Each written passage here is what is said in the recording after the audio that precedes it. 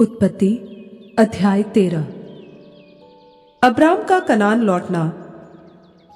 तब अब्राम अपनी पत्नी और अपनी सारी संपत्ति लेकर लूत को भी संग लिए हुए मिस्र को छोड़कर कनान के दक्षिण देश में आया। अब्राम भेड़ बकरी, गाय बैल और सोने चांदी का बड़ा धनी था। फिर वह दक्षिण देश से चलकर बेतेल के पास उसी स्थान को पहुंचा जहां पहले उसने अपना तंबू खड़ा किया था, जो बेतेल और आई के बीच में है।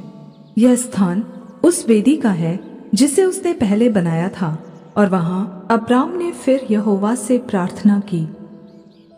अब्राम और लूत का अलग होना। लूत के पास भी, जो अब्राम के साथ चलता था, भेड़ बकरी, गाय बैल और तंबू थे। इसलिए उस देश में उन दोनों के लिए पर्याप्त स्थान न था कि वे इकट्ठे रहे, क्योंकि उनके पास बहुत संपत्ति थी, इसलिए वे इकट्ठे न रह सके। सो अब्राम और लूत की भेड़ बकरी और गाय बैल के चरवाहों में झगड़ा हुआ। उस समय कनानी और परिज्जी लोग उस देश में रहते थे। तब अब्राम लूत से कहने लगा, मेरे और तेरे बीच और मेरे और तेरे चरवाहों के बीच में झगड़ा न होने पाए, क्योंकि हम लोग भाई बंधु हैं। क्या सारा देश तेरे सामने नहीं? सो मुझसे अलग हो। यदि तू बाईं ओर जाए तो मैं दाहिनी ओर जाऊंगा, और यदि तू दाहिनी ओर जाए तो मैं बाईं ओर जाऊंगा। तब लूत ने आंख उठाकर यरदन नदी के पास वाली सारी तराई को देखा कि वह सब सींची हुई है।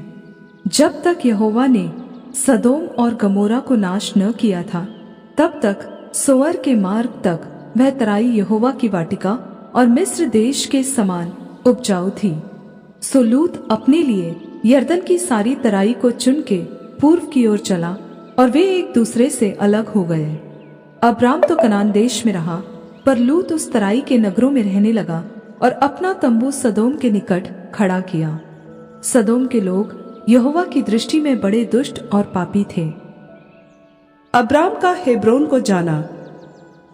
जब लूत अब्राम से अलग हो गया, तब उसके पश्चात यहोवा ने अब्राम से कहा, आंख उठाकर जिस स्थान पर तू है वहां से उत्तर, दक्षिण, पूर्व, पश्चिम चारों ओर दृष्टि कर, क्योंकि जितनी भूमि तुझे दिखाई देती है उस सब को मैं तुझे और तेरे वंश को युग युग के लिए दूंगा।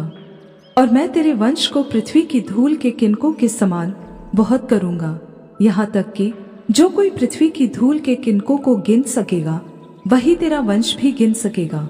उठ, इस देश की लंबाई और चौड़ाई में चल फिर, क्योंकि मैं उसे तुझी को दूंगा।